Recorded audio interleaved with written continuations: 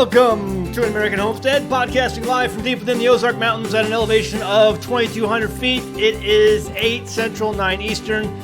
It's good to be back. Got a jam-packed show for you tonight. All kinds of news items and some really interesting topics. A lot of stuff going on right now at the Homestead. And we're going to have a trivia question here tonight. So get your Google fingers ready because I'm not betting many of you guys are going to know this answer. So we're going to have to just go ahead and see how it goes. But I've got a good trivia question for you tonight. And, maybe, I'm sure they'll probably, in fact, I know if all of our audience is in attendance tonight, some of you guys may know the answer. But got a lot of stuff to talk about tonight. It's going to be a good show, and I know you're going to enjoy it. Lots of good stuff. So let's go ahead and open it up. What did we do on the Homestead this week? Jamie, obviously, as you can tell, is not here. She's not feeling so well again tonight, and so she will not be here tonight. She's actually in the back, putting her feet up, relaxing, and, it's okay. It's good. But she will rejoin us at some point. So, we'll look forward to that. She's feeling pretty good. Things are all going okay. So I know some of you guys are wondering. If you want more information, you can. We're keeping our patrons updated on the Patreon page, and you don't need to be a patron to watch those videos. We're keeping them open to the public. So that's fine. So if you want to learn, kind of what's going on with Jamie and getting the latest news on that, you can go over to patreon.com/AmericanHomestead and get all the info there. Again, those videos are free to watch. You don't have to be a patron to watch them. They're open to the public. Anyway, so we're going to do trivia tonight. I got some pretty cool. My gain is up again too high. Let me turn my gain down. There we go. Gonna have some interesting news items, some things I found online tonight. I actually just added another one a few minutes before the camera started because I was like, this is really interesting. This will be good to talk about. Just because it's things, Homestead sort of related that I like to talk about. And then also things that just grab my attention. Things that I just have to opine on. But, usually kind of Homestead related. I always kind of keep it Homestead related. So we'll get into those news items. I have about 4 or 5 news items I want to get into tonight. Again, plus trivia tonight and also going Amish. So we'll go ahead and, first talk about what's going on in the Homestead today. I posted on Facebook, we have a predator problem. We've lost about a dozen chickens. Okay, and so I put up a video the other day on that, just kind of showing the camera. The pictures that we've gotten of a bobcat and a fox. And so we had some updated pictures I posted on my Facebook page, and that got a lot of comments, really interesting comments, some more colorful than others. And you know how it is. It's like, oh my goodness, those poor animals, can't you relocate them? No, I cannot relocate them. And so I'm waiting for my depredation permit. Okay, that's all I'm going to say. Tomorrow, 8 o'clock, the offices will be open at Arkansas Game and Fish, and so I will be calling them and getting my depredation permit. I've gotten one before. It's not a big deal. They usually just give it to you over the phone, and then they'll send you one in the mail. So we're losing chickens. So we got to put an end to that, put a stop to that. It's really cold tonight. It's going to be single digits here on the Homestead. I don't know where it's probably cold where you're at, too. It seems like winter is just not going to quit. We're into March now. There's a lot of wood on the fire. The fire's going to be kicking it tonight. It's going to, get pretty cold. And so the lambs are probably going to experience their coldest night since they were born because it was really cold about at the time those first set of triplets were born. So they're going to have a cold night tonight. But they'll be okay. They're growing up real good. The lambs are doing really good. And let's see. What else? Let's go ahead and see this first news item I want to get to tonight, and that is the 90 days Amish. So I was contacted by a family this week, and they are going Amish, and they want to do it for 90 days, 3 months, 90 days. And at first I was like, uh-oh, because I've talked about this before, Frontier House, and we'll talk about that again in a minute, but Frontier House was that PBS publication that 3 families or 4 families, whatever it was, went off grid up in Montana, and all 3 families got divorced. at the end. And I'll show you that in a second if you're interested in watching it. It's kind of a neat, interesting, semi-interesting, video series that PBS put out. But I think everyone who was married when the show started ended up getting divorced after the show ended. So it's like when I hear someone who wants to do something extreme, I always get worried. But this family is a little different because it's the Mann family, and they're a little bit different because they already have a YouTube channel. They already have a homestead. They're a little bit, knowledgeable in some things, and they're actually teaching others. So these are not the people like on that PBS show. The Mann family has some experience, so I don't think it's going to be as stressful for them. But we'll take a look at that real quick. If I can move this over and go ahead and go to my screen. Here we go. 90 Days Amish. It says, we are the Mann family, and we are going Amish lifestyle for 90 days. So a few years ago, we had an idea, a dream, and we haven't stopped thinking about it since. We are the Mann family. We decided we are going to give up all of our electricity, appliances, smartphones, and more. We are going to fully convert our entire home to an Amish homestead. We will trade in our minivan for a horse and buggy. We will empty our closets of modern clothing and replace it all with Amish clothing. For 90 days, we will grow our own food, study the Bible, learn some Amish Pennsylvania Dutch phrases, and focus on our family and living a sustainable life. I mean, it sounds pretty cool. I mean, that's really interesting. And I think stepping out of your comfort bubble for a while is good for any family, as long as everyone in the family is on board with that. And it sounds like from this family, they are. It says, while a technological herd of billions march forward with their lattes in one hand and faces buried in their smartphones, our family of 6 will stray from the safety of the paved path and instead create our own. Our 90-day Amish journey will start soon, summer of 2019, and it will be filmed and shared with the world as weekly YouTube videos and afterwards a full-length documentary. So basically, I guess they're going to have someone filming it there, and then they're going to release the YouTube videos. If we can get the support of Kickstarter backers like you, our goal is to change the world. Oh, yeah, they have a Kickstarter channel. I think it's over here. Kickstarter. And it shows their family, gets all their information and what they're going to be doing. Pretty interesting. And, they're going to put it on their YouTube videos. And so you can click on this and go to their YouTube channel, which is, we're here. And as you can see, I've subscribed. So they got about 5,000 subscribers. So they're small. They're a new channel. But the videos are interesting. I've watched a few of their videos. So you can click on here. We will try to build a greenhouse if my dad can figure it out.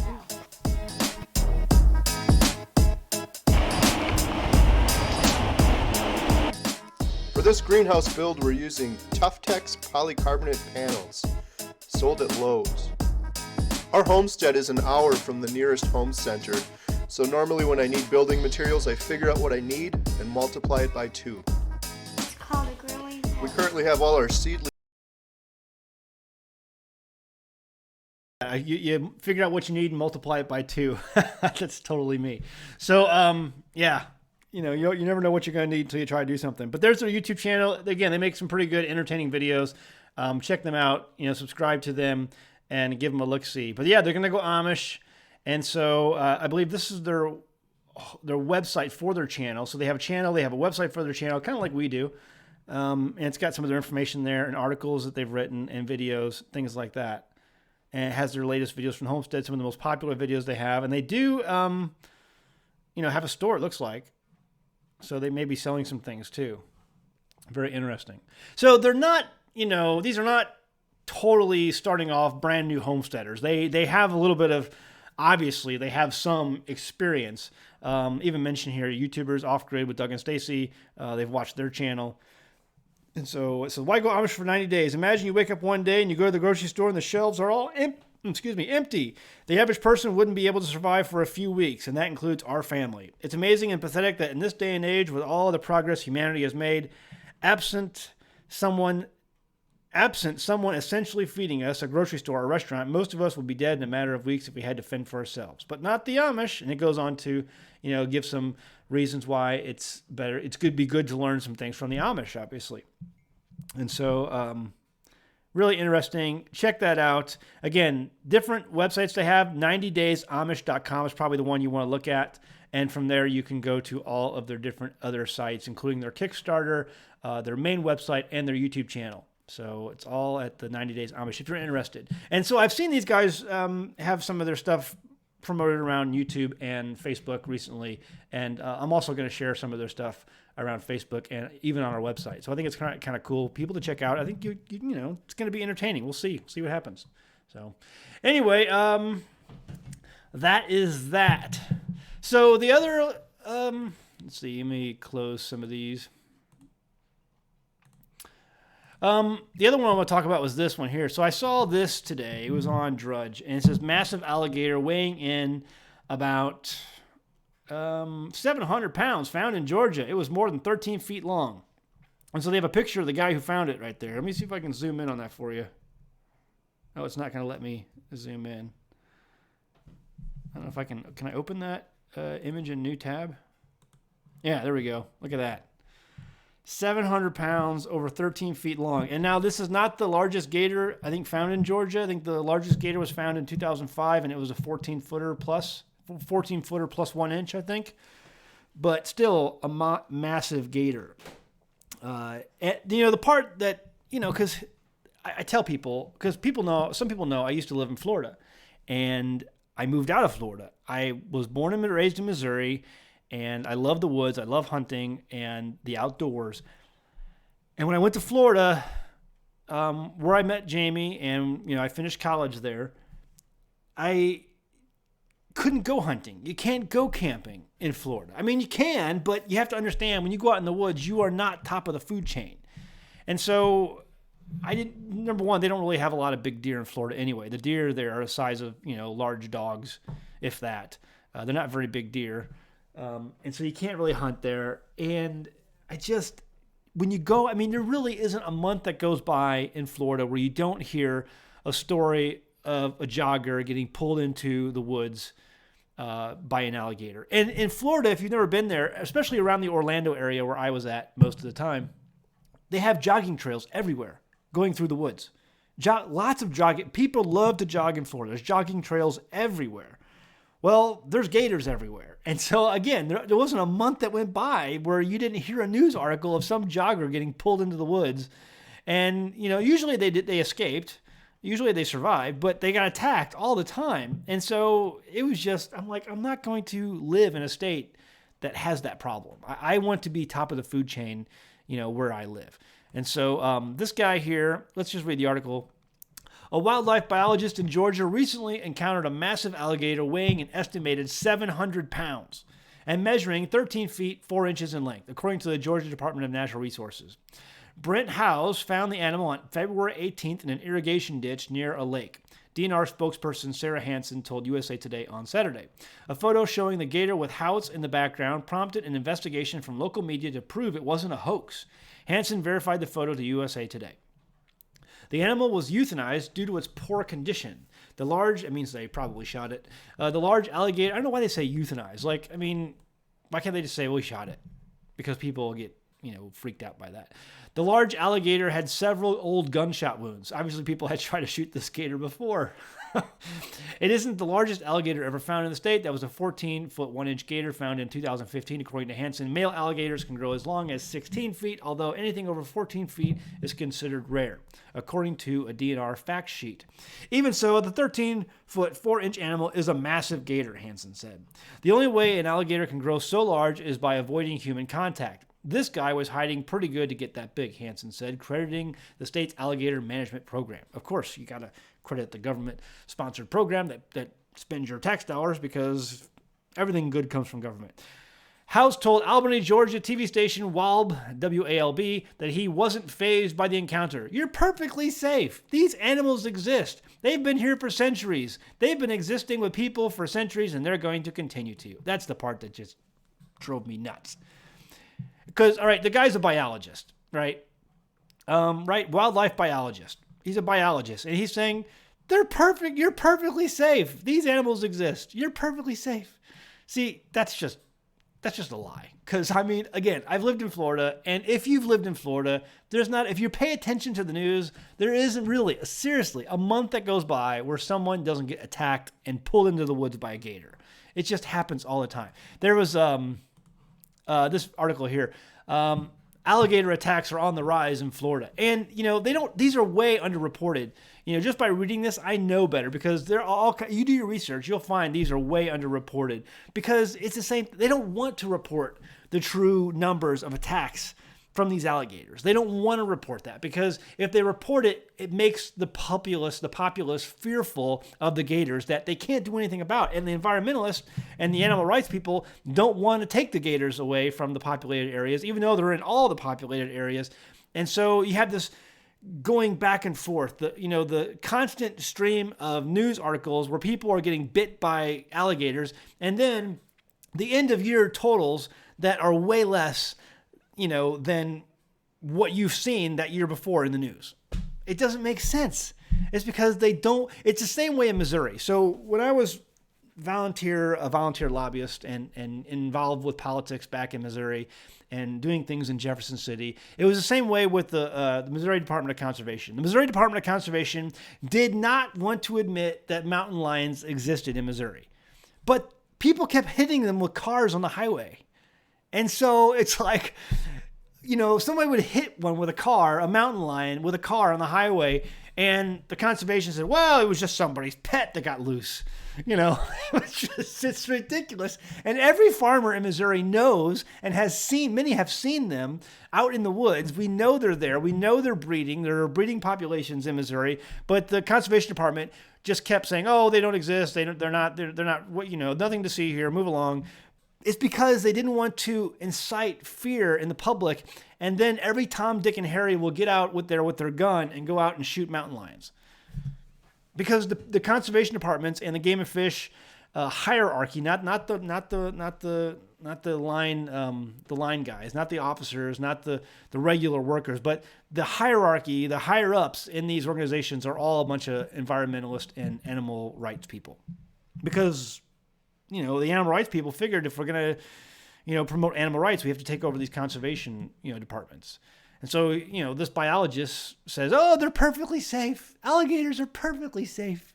Well, no, they're not. They will actually attack you. They will actually attack you. These are not Disney creatures. They're not cartoons. They will eat you if given the chance. It's crazy. Anyway, Gillette, 24, was a homeless woman bathing in the lake at about 1 a.m. What was she doing? Never mind. Obviously, somebody was skinny dipping. This month, when the alligator grabbed her arm and tried to pull her under, according to the Citrus County Chronicle, a friend helped her escape and she was treated and released at a local hospital. Yeah. They're perfectly safe. What was that alligator that was found a few, I don't know, it was like it was a year ago, 2 years ago at Walt Disney World. It was in one of the Walt Disney World ponds, like on the resort. And there was an alligator there, and I think a kid got killed, right? I mean, I'm not sure. I don't remember. But it was, I think it was an attack, and it happened in a Disney pond. They're perfectly safe. Folks, here's the deal. My Jamie, when I met her parents lived in Florida as well, and they had a pond in their backyard. And they knew there were alligators in it. It wasn't a big pond, but it was a pond, and there were alligators in there. And you just know, when you find water in Florida, you just know, when you go up to that pond, you better be careful because chances are there are alligators in that pond. Now, there might be small ones, but they may be big ones. But there are alligators in that pond. So, okay. Anyway, let's see what else we got here. See what other trouble I can get into tonight, since I don't have my sidekick and the one who watches over me here. Okay, here we go. Okay, next article.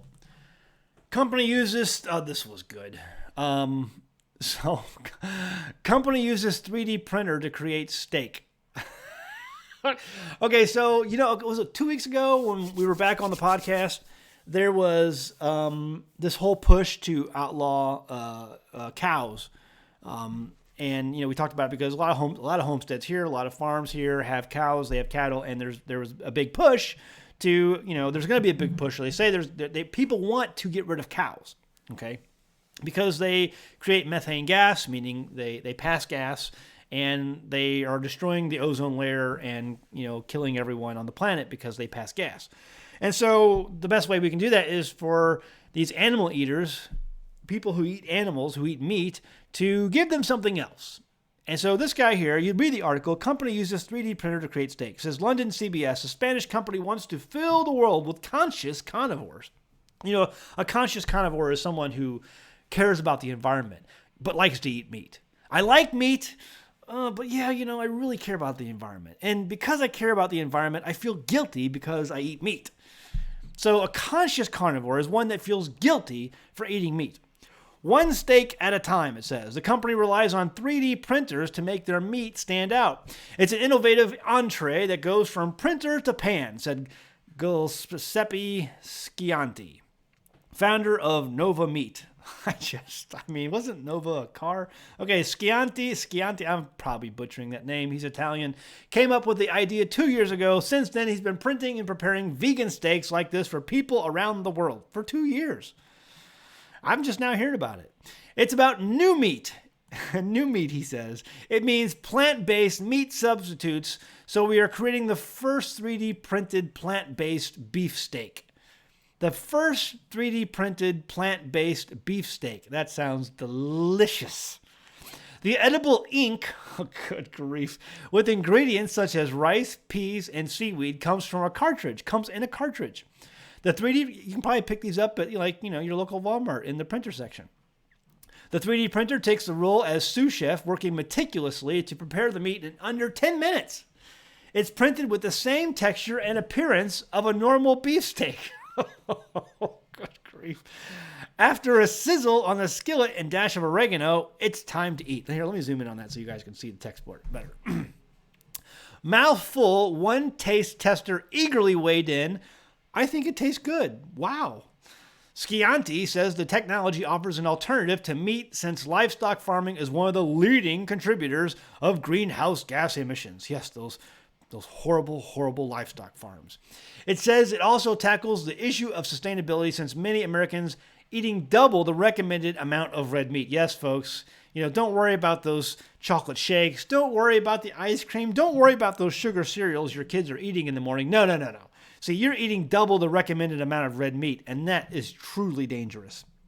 That being said, the fake steak has to win over consumers' taste buds, one print at a time.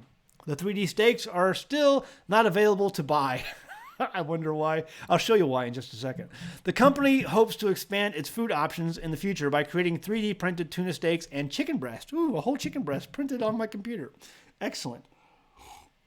Okay, so that's the story, and he's sticking to it. 3D printers to make steaks. Well, so over here, I found the Facebook video of him making his steaks. Yes, that's it right there. Look at that little guy. Let me see if I zoom in on that. That is the gigantic steak. It's like a potato chip. There we go. So there it is. There's the steak sizzling in the pan. There's being printed. Looks like a patchwork, like some kind of fabric. They're being printed. Look at that. 10 minutes to print this potato chip. And then he takes the potato chip and puts it on the grill. Sizzle, sizzle. It probably smells great. Oh, he's putting a little bit of spice on it. Right, a little bit of spice for that little potato chip. Because a potato chip has to be spiced. Look at that. It's tiny. That's a steak? No, this guy, someone take this guy and show him what a steak is. Oh my goodness. Look at this guy. He's nodding. That guy's a liar. Okay. So anyway, there you go. 3D printed vegan steaks coming to you directly soon. I can't wait. This is going to be awesome. All right. Speaking of eating potato chips, let's jump over to this guy here. Man lost in snow for 5 days survives on Taco Bell sauce packets. He's got looks like a Toyota 4Runner. I mean, those are pretty good vehicles for snow, but obviously he got stuck anyway. In the wintertime, you always hear about guys who get stuck, and it's important to have the right vehicle for the right environment, especially you guys up north where some of you guys live. I mean, the snow The snow is crazy. I think I saw a picture the other day. It was somewhere up in Michigan or somewhere up there where it was like a, I don't know, 30-foot drift. It was crazy. It was amazing how they had to get this road cleared. Anyway, this guy here, a man whose car was stranded in Central Oregon snow for 5 days, survived by eating taco sauce packets and starting the engine periodically to warm up. A snowmobiler found Jeremy Taylor, 36, of Sun River on Friday, and a search and rescue team member who rode to him on a large snow tractor brought him out of the woods. Taylor, an avid outdoorsman who loves to go off-roading, was last seen getting gas on February 24th in Sun River. He told his rescuers he and his dog, Allie, became stuck in deep snow on a U.S. Forest Service road later that same day. He slept in his car, and when he woke on Monday, more snow had fallen. He attempted to hike out, but the snow was too deep, so Taylor and Allie returned to his car. Thank you, everyone. I'm safe, and Allie dog is safe. I really appreciate all the help. Got lucky. Let's never do that again. I'll be in touch with everyone soon. He wrote on his Facebook page late Friday. Taylor did not reply to a message sent through Facebook on Saturday in response to a friend's Facebook comment about how he ate 3 Taco Bell hot sauce packets during the ordeal. He joked, "Taco Bell fire sauce saves lives." That's funny. So there you go. This guy survived on Taco Bell sauce packets. At least he, that's about the same as, a 3D printed steak. That's about one steak chip. In sustenance, I would guess it. It's got to be comparable. I don't know. Are Taco Bell sauce packets vegan? I don't know. Someone's going to have to tell me that in the comments. Anyway, so that's the news right now. Hope you enjoyed it. I keep track of the interesting news items that are happening throughout the world today, and yeah, it's a crazy world out there. 3D printed steaks. The coffee's real. Anyway, I pulled out another lamb shoulder out of the freezer tonight, so we're going to try to make lamb shoulder this week. And that was good last time. I'm sure it'll be good this time as well. And so I'm looking forward to grilling that up. Maybe date night. If you don't know, me and Jamie have date nights on Tuesdays. Tuesdays are date night. So people ask me, time to time, to come over or do something on Tuesday. Nope, Tuesday is date night. We've been doing that for most of our marriage. Tuesday is date night. So schedule is clear. I'll probably make the lamb. It's grass-fed lamb. If I had known, because, she's really being particular about eating meat right now. So she wants it to be only grass-fed, organic meat. So either deer we've harvested or sheep that we've butchered and put into the freezer. And so that's why we have that meat stored up. And I think the lamb shoulder is tender enough. She can probably eat that. So maybe we'll do it on date night or not. I'm not sure. I'll leave it up to her. But most of the burger, that's one of the reasons we like a lot of burger. The burger is really tender when you put it through a burger machine, make a hamburger out of it. And so I think, I'm glad we got a good amount of that put up in the freezer. So wish I had more, but I got what I got. So, all right, let's go ahead and do trivia. And guys, get your Google fingers ready because you're going to have a heck of a time. Well, listen, if I make the rule, there's no Google, I really expect you to not do Google. But there are some trivia questions where I just have to be honest with myself and say, guys, you're not going to be able to figure this out. And I doubt anyone's going to know it. There are people in my audience from a particular part of the world that this question pertains to that may know the answer if they're homesteaders or if they, have farms or ranches. But if not, they may not know the answer to this. Or, but I think judging from the past, there are people who have been in my audience on our podcast who are from this part of the world. Okay.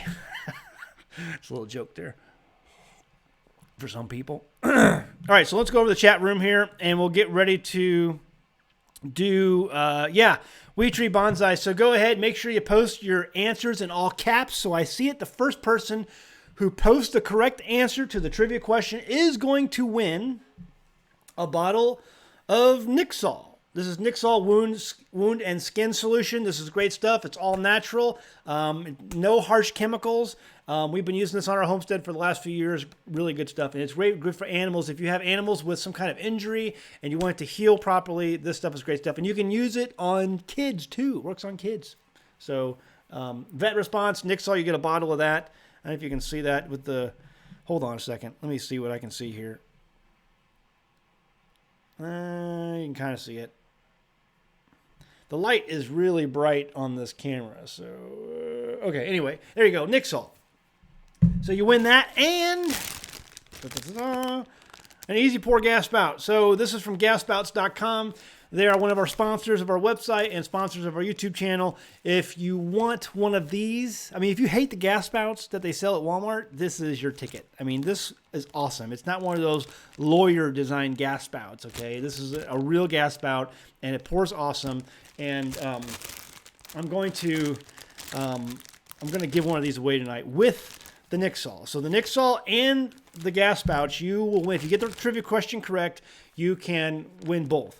If you want to get your own gas spout, if you have those gas cans you bought at Walmart or Target or wherever else, the hardware store, Lowe's, Home Depot, and you don't like those stupid lawyer designed gas spouts that never pour gas anyway, throw those away. Go to gasspouts.com. Use our coupon code. It's in the description below, and you get 20% off. Okay, they're not very expensive anyway. They're pretty cheap, but you get 20% off, and it's made in America. Okay, it's not no China garbage here. It's made in America. Made in America for Americans on an American homestead. Okay, so the trivia question tonight is this. The trivia question tonight is this. The tip of a T-post is usually painted white to improve visibility of a fence line. In Australia, a T-post is called what? In Australia, a T-post is called what? What's it called? In Australia, a T-post is called what? Let's wait for the answer. I'm in the chat. I'm in the chat looking for the answer.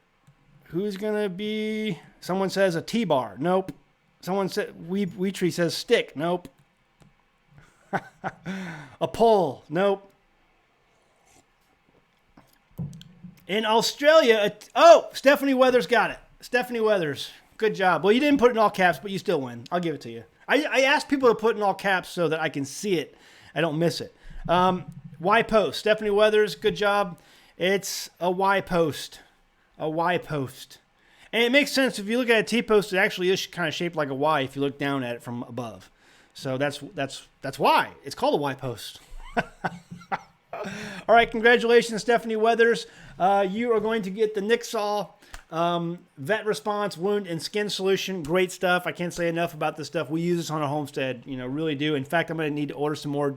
They have different products. The Disinfectant is another product we use regularly here. It's great for colds. We use it in a nebulizer. I inhale it. Sometimes if I ever get a sinus infection, I inhale with the nebulizer, the Nixol Disinfectant, and it does a great job of killing any germs or sinus infections in my nose. We use it for a lot of things on the homestead. But for pets also and livestock, it's great. And then, Stephanie, you're also going to get the gasspouts.com gas spout. This is the easy pour version, and it comes with the gasket, comes with the cap holder, and it comes with 2 different caps so that you can use it on almost any gas can except for the old antique metal ones. It won't work on those. But any modern gas can you can buy at Walmart or Target or Lowe's, Home Depot, it'll work on that. So you're going to get that. So congratulations, Stephanie Weathers. Do me a favor and go to anamericanhomestead.com and go to the contact page. Send me an email, and I will, with your address, and then get that to me, and then I'll get this in the mail to you sometime this week. So Stephanie Weathers, and AmericanHomestead.com contact page, and fill that out, and we will get that to you. Give me your address. Sounds good. Okay.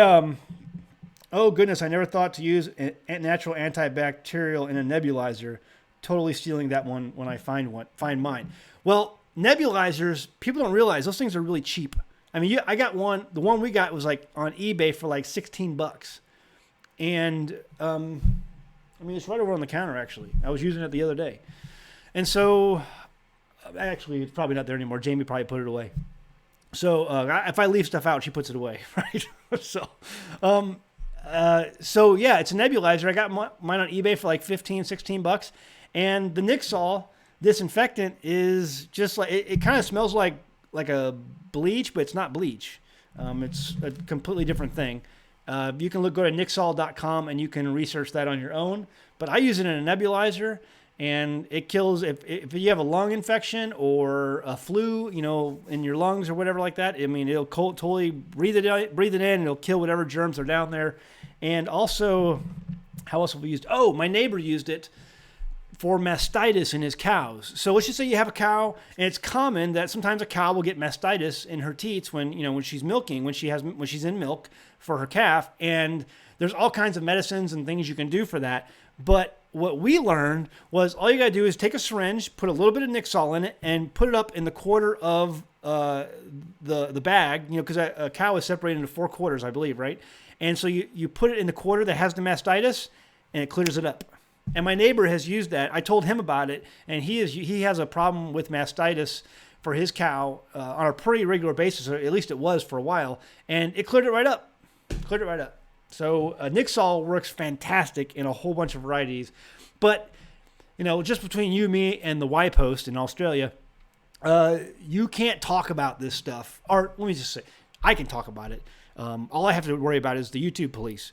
But the Nixol people cannot talk about the other ways you can use their product, because then they get regulated and hammered by, medical authorities.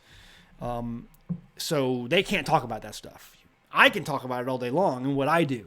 Okay, I use it in a nebulizer. If you have an infection, sinus infection, you have a cold, flu, lung type issue, breathe it in. It'll kill anything it comes into contact with. You can go to Nixol.com, and they do list all of the things that Nixol does kill on contact. It's an amazing product. It's great for home, and it's not harsh. It doesn't have chemicals. It's just very, very simple. And it won't make it, there's nothing bad in here, okay? And I totally feel good about using it on my kids, on myself, and on my animals. And this particular product is meant just for animals, okay? So, okay, Jamie is raising 3 kids. Yep. Okay, so here's the deal. We're going to go ahead and do questions, and I'll read the comment section, and we'll go back and forth on what you guys are saying, and I'll pontificate. Is that the right answer or right phrase? And so if you have questions, you want me to see what you want me to see, go ahead and post it in all caps so I can see it. Casey Gonzalez says, wish I knew about this when I got mastitis and thought I was going to die. I'm assuming I didn't know people could get mastitis. So, but yeah, Nixol. Sort of like using fish medicine for human use. Absolutely. That's just like doing that. Absolutely. Fish medicines for human use. That's really bright. Let me see if I can turn that down. It's like not out of focus. Focus. I don't know. There we go. Maybe that's better. Sort of like using, fish medicines for human use. Yeah, absolutely. You can use fish medicines, fish antibiotics. Everyone knows that. There's a lot of people online talk about it. Patriot Nurse on her YouTube channel talks about that all the time. Very, very simple solution. We have fish antibiotics in stock. I don't know how long they last, but I've got a bunch of them. Yes, breastfeeding moms can get mastitis. It's awful. That's just crazy. I don't know. I mean, if you use, I don't know. I think because there's nothing in Nixol that can hurt you. I had an infection in my gums one time, and it was in my teeth, and I used Nixol, and it cleared it up. So I mean, I know you can drink it. If you drink it though, like drink it. I was just swishing, but if you drink it, it will clear you out because it'll kill all the bacteria in your gut. So you're gonna need to go ahead and get the probiotics or the yogurt that with all the billions and trillions of whatever it is of culture, and reestablish the culture in your gut because it will I've done this. It will completely clear you out.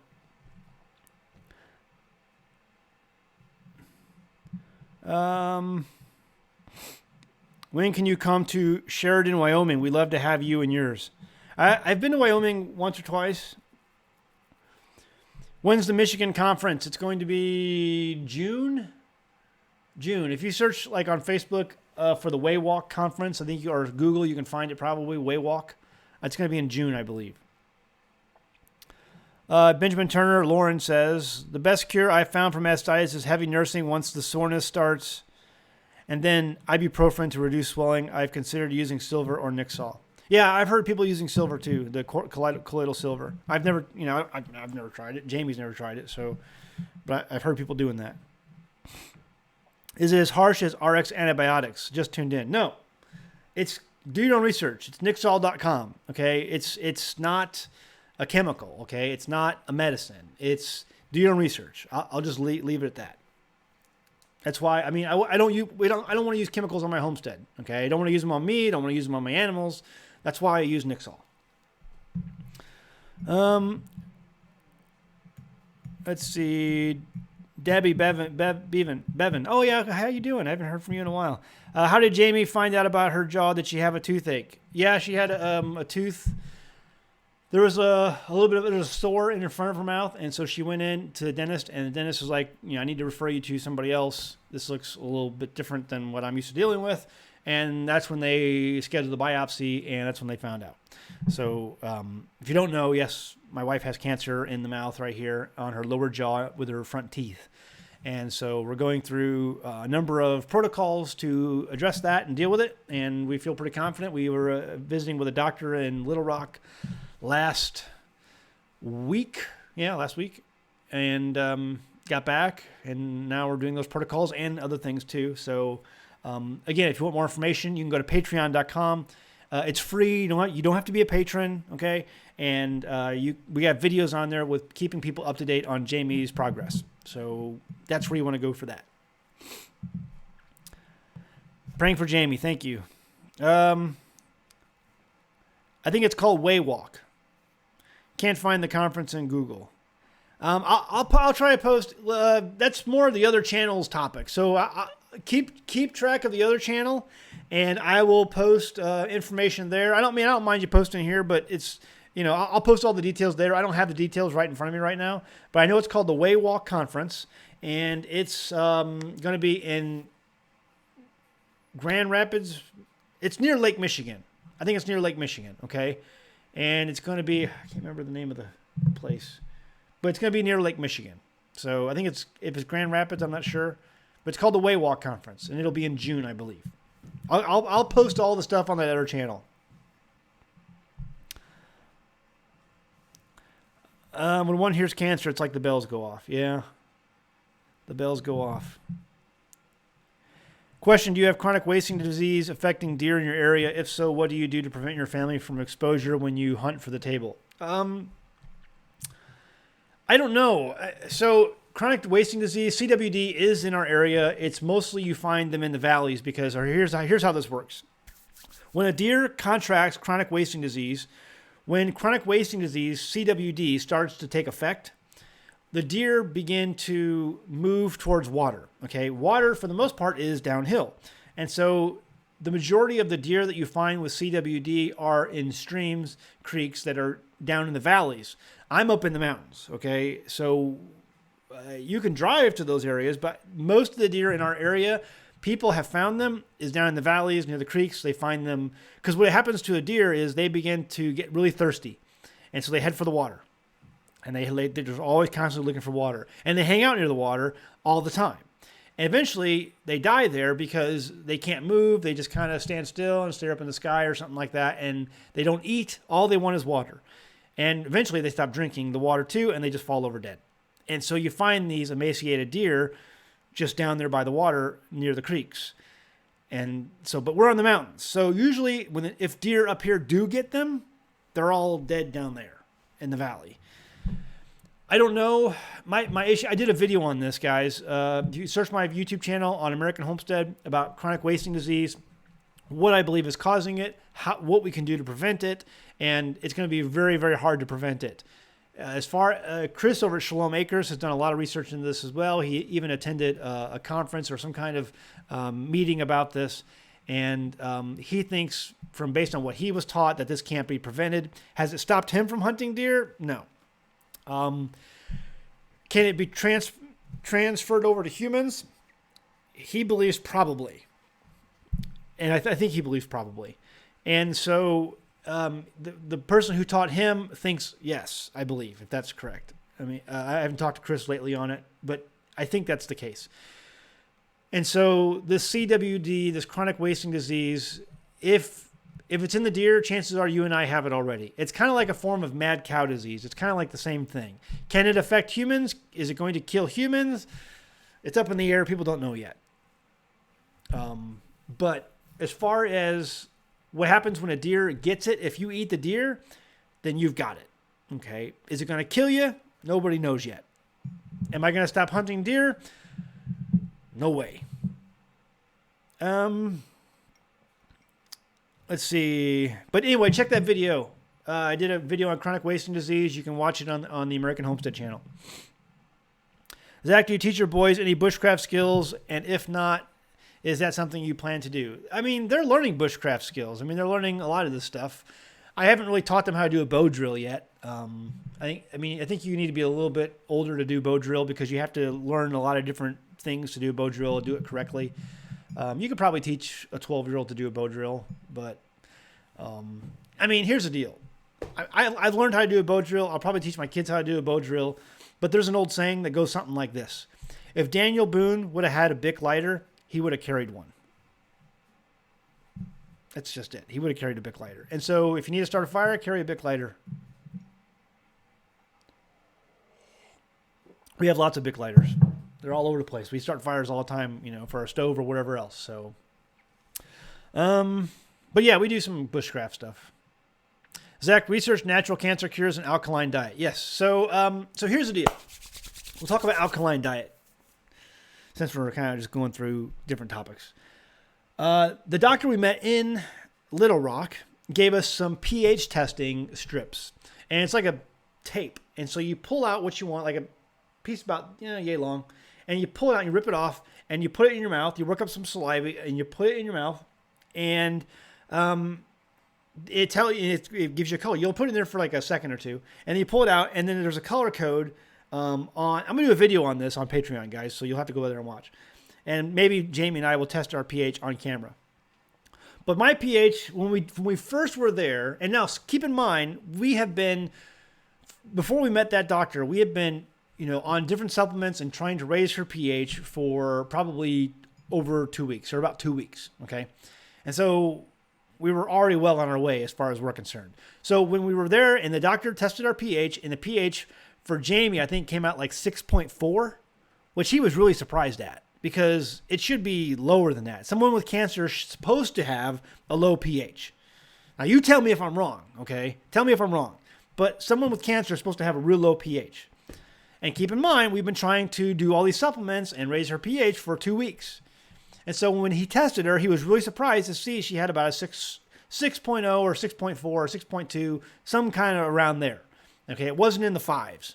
It was in the 6s.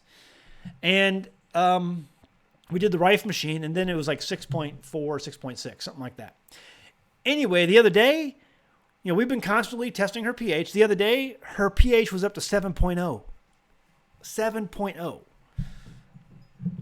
So, I mean, you tell me, can a person with cancer have a pH of 7.0? I mean, if you know the answer, post it in there and tell me. But I mean, we've been trying really hard, and so it's constantly improving. Her pH is going up. My pH is going up actually too. So maybe, I don't know. So mine was like around a 7.2 or 7.4 or something like that. But hers is now 7.0. So it is going up. And we are trying, she's definitely on an alkaline diet. She is definitely, on supplements that would raise her pH. We're on high dose vitamin C, turkey tails, all that stuff. So right now, her pH is about 7.0. So you tell me, can someone, I mean, that would seem to me that that's good. But, I'm not an expert in anything. Has she had a root canal? I think she had one a long time ago. I forgot what she said about that.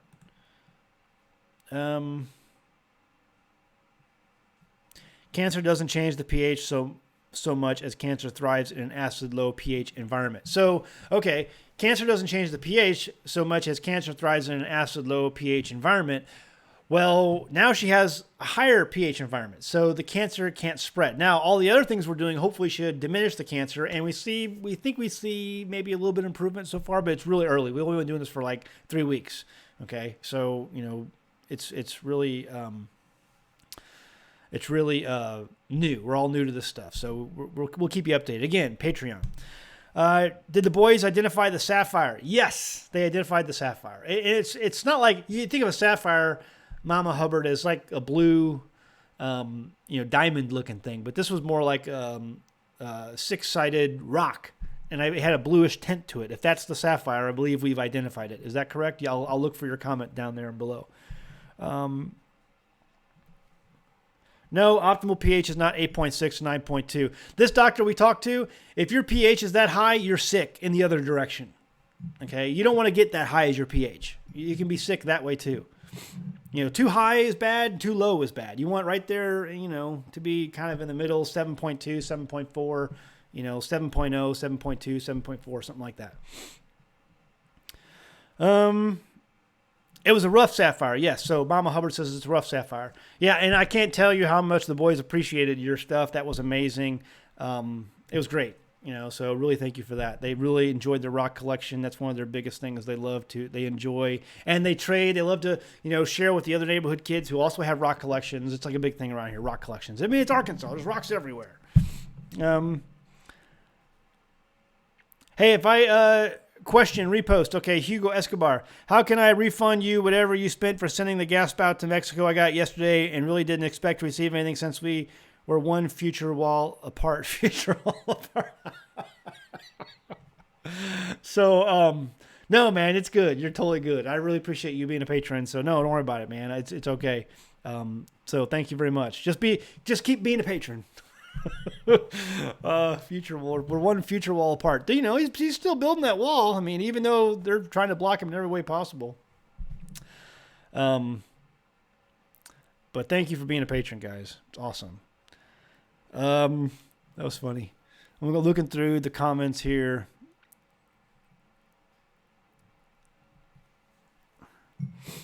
If I died of CWD, I'd still be smarter than most people I know. Scott Hutzler, did you decide what you're going to do with the barrel? Hold on.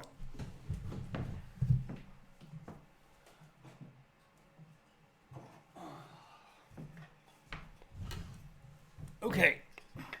So, Mr. Hutzler, Scott, and his wonderful wife gifted me. Actually, they gifted Jamie some supplements, too. That was really cool. But this barrel, let me see this on the screen here. So this barrel is a barrel that you can use to put in either alcohol or wine, which is an alcohol, but I'm talking about spirits or wine, and it ages it. And so they gifted me one of these, and it's charred on the inside, and so I haven't prepped it yet. I haven't put water in it because I'm waiting. I'm waiting to decide. I have a couple of different... Hold on. Let me get that to you. I might as well show you this. 1 second.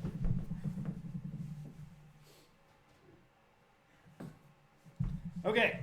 So this is one of my experiments I've got going on right here, and it's got oak already in there. It's pretty clear looking at the thing on right now, looking at the screen. But this is, I forgot what grape this is, Moscato? A Moscato grape, I think. It's a white wine grape, and it's still kind of bubbling. I heard it bubble the other day. So it's not done yet. And you don't want to bottle something like this until you're absolutely sure it's done, because if you do it too early, it will blow up.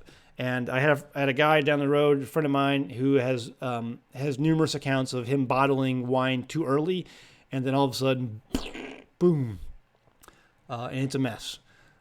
So when you do wine, you need to make sure you don't bottle it until it's absolutely done. In the industry, in the wine industry, they put a chemical in your wine to make it stop, and to kill the yeast and to make it stop. And usually at that time, that's when they add sugar. All real wines are dry wines, and they still put a chemical in them to make them stop fermenting so that they can bottle them and bottle them safely. When you're doing it without chemicals, you have to wait until it's absolutely 100% done. Now, I've actually added, I think if I move my finger here, you can kind of see there's some pieces, the black pieces in there. That's actually charred white oak pieces. And so those, yeah, you can kind of see that in the bottom there. Those black pieces, those are, at first they float, but then they get submerged. I mean, they take on the wine and then they sink. And so it adds a little bit of color. And it definitely has way more color now than it did when I first started. And so the oak. So that's the idea with the barrel. The barrel that Scott gave me is charred on the inside. And you can put raw wine in there. I thought about maybe putting some of that in there. I don't know how that's going to taste. I don't know. I mean, what I could do is go out and just buy a bottle of white rum, a good rum, and put that in there. I think it's maybe 750 milliliters. I don't know. And then just age that. Or, I mean, here's the deal, folks. I can't make my own. And I gotta be careful here. I can't make my own, because if I make my own, and I have everything to make my own, I can't make my own because that's illegal. Okay? The reality is you cannot make your own spirits in the United States of America unless you have special permits, even for your own consumption. There are states like the state of Missouri that says that you can make your own spirits for personal consumption. However, it's still against federal law. No matter what Missouri law says, federal law says no, you cannot do that. So if you choose to do so, you're taking matters in your own hands when dealing with the federal government. On this homestead, we do have a federal permit from the TTB that allows us to make our own ethanol. That's basically alcohol, the type of alcohol you would drink, but it has to be denatured, meaning you have to add gasoline to it after it's finished. If you do not, you could be in violation of that permit and you could get in trouble. So we do have a federal permit on the homestead that allows me to make fuel, for fuel purposes, ethanol. And all whiskey, all rum is ethanol. It's a type of ethanol. But again, it has to be denatured. So what am I going to do with this barrel? The short answer is, that was the long answer. The short answer is I don't know yet. But Jamie has it on display up there with some of our wine that we have. And I don't know what I'm going to do with it yet. It's going to be for something special. It's going to be for something special. I don't know yet. So we'll just leave it at that. It's going to be for something special. Because it is special. So thank you, Scott. Appreciate that. All right. I guess that's about what we see. I get the plastic barrels that had the stabilizing AGT from the winery for free. I don't know what that means. Is that the chemical? That's probably the chemical that keeps it from continue to ferment. I'm not sure. I don't know how that works. But I'm not sure. Are you saying you can't make your own wine? I missed something. No, you can make your own wine. Wine and beer are completely different. I think you can make up to like 200 gallons a year for wine or beer. I think that's what it is. I'm not sure. You have to do your own research, because when it comes to going to jail, don't take anything I say. You do your own research. I'm not going to tell you something and then have you get in trouble and then go to jail and say, Zach's fault, he told me something wrong. No, but I know for a fact that when it comes to distilled spirits, federal law says you're not allowed to do it, even for your own consumption. Okay? Beer and wine, completely different story. But for distilled spirits like whiskey, vodka, rum, all those things, you are not allowed to do federal law. I don't care what your state law says. There are some states that say you can do it, but federal says no. You must not. You have to have special permits. So if the feds ever come knocking, if the federal revenuers or whatever come knocking and you're making something illegal, you're going to be in trouble. Okay. Any suggestions on sites to search out homestead land? Yeah, so you can do realtors, but a lot of times, like for instance, if you do realtors, the real estate sites for around here, you won't find much. Most people around here won't put their stuff on for sale on a realtor. They'll either tack a sign to a tree on a dirt road somewhere and you have to drive by and see it, or you have to check Craigslist, you have to check local papers, like local for the area papers, or you have to check buy owner websites. A lot of them post on buy owner websites and even post on Facebook sell groups. So a lot of people around here won't use a realtor. So search the buy owner sites, search Craigslist, and get out where you find a place where you think you'd like to move and then drive around that area and look. Just look, drive by. You see a lot of stuff for sale. Just a for sale sign that someone bought at Walmart and put up on a tree somewhere. I'm not kidding you. That's how a lot of people do it. Yeah, spirits equals hard liquor. Like whiskey, vodka, rum, things like that. Tequila. Baltic amber also ages liquor. Never heard of that. Okay, because I grabbed the hubby a beer making kit, a novelty. Yeah, you can make your own beer. You can make your own wine. That's totally legal. Unless your state says otherwise or local laws say otherwise. There's still some dry counties in the United States, I think. But, beer and wine are completely different than distilled spirits. You can't do that. Let's see.